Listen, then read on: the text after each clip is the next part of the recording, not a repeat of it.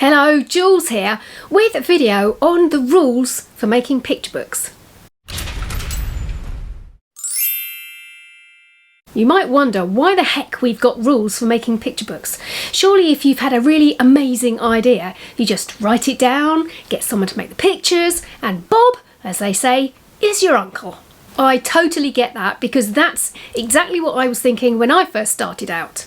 But the thing is, authors, publishers, marketing bods and educationalists have whittled down what works really well for the readers of our books.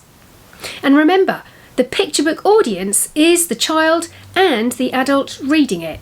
So instead of seeing it as horrible restrictions, let's see it as guidance from those who have gone before us. Shall we take a look? Number 1, age range. The first thing you need to decide after you've had your wizard idea is who you're writing for. Not the easiest thing to do if this is your first time. Picture books are written for 3 to 6-year-olds. There are standard ages for reading books, and if that is stumping you at first base, then this video here will help sort you out who you are writing for. Writing for little people needs specific guidelines because their brains are still developing, and generally speaking, they are not yet geniuses. I mean, you're always going to get one that wants war and peace every bedtime, but they are few and far between. So for the majority of children of this age, this is what you're going to need to be thinking about. 2, word count.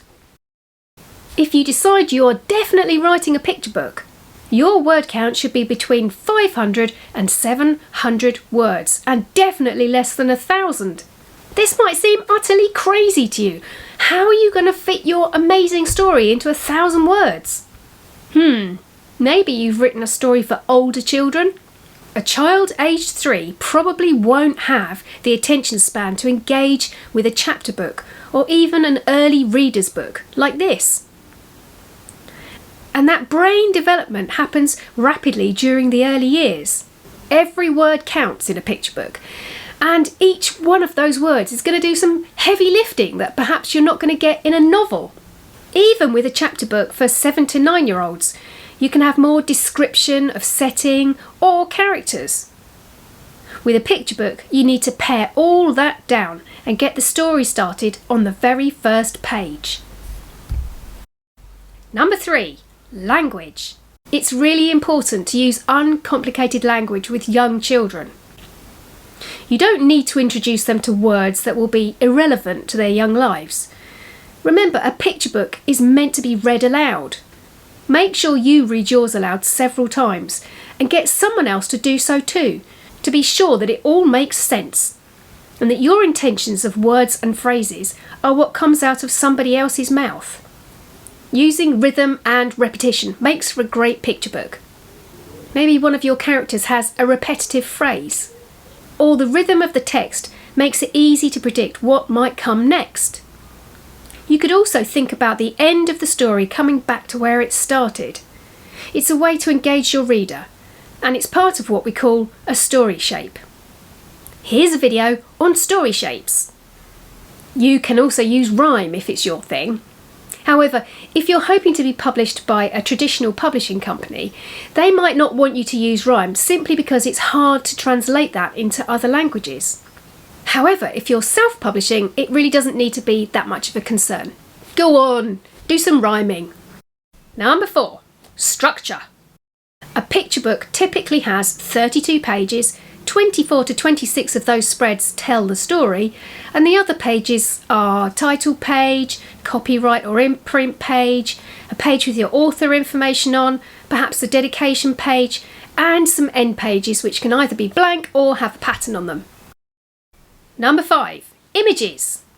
Have a think about where your images are going to go. There are a few options. Having text on the opposite page, like this. Having vignettes or smaller illustrations on the same page as the text, like this. Or having the text overlaying the image. If this is your first time making a book and you want to self-publish, the easiest page design is if you have your text on one page and your image on the opposing page. For the other two, you will need to have a very clear idea where the text is going to sit and make sure you have enough space for your intended text. Number 6, typeface. Choosing your typeface and font is really important. You might have tried to read a whole page of text that was in a really horrible to read typeface before and known how difficult it is. Well, you don't want to present your reader with the same problem. That's not to say you can't have something artistic and quirky, but just maybe in small amounts. The typeface is the family, like Arial or Times New Roman, and the font is the style, like bold or italic, and also the size.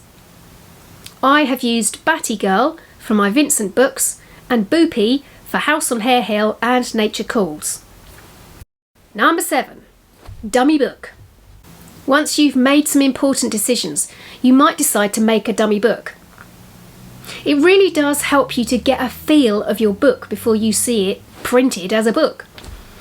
And also as a dummy, then you can change things around a bit if you need to. You can tweak the rhythm so that each page as you turn it leads on to the next exciting bit of story, and then you want to turn that page as well.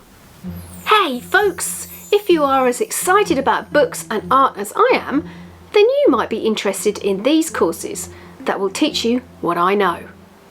Make a picture book step by step will help you go about writing, illustrating and publishing your own picture book. It's a comprehensive course, starting with making your key decisions and takes you all the way to making your print-ready copy. Do you need to know how to draw children, or dragons, or sea creatures? These shorter classes will help you do just that. Pop over to my website and see what's on offer. Go on, give it a go. Next week, with that feeling of spring really coming on, I'm back in the studio with a painting and illustration about sunshine and clouds. Did you know the old cloud video I made several years ago is my second most popular video watched? Who'd have thought it, eh? I'm off to mug a magpie. I will see you next week. Nano.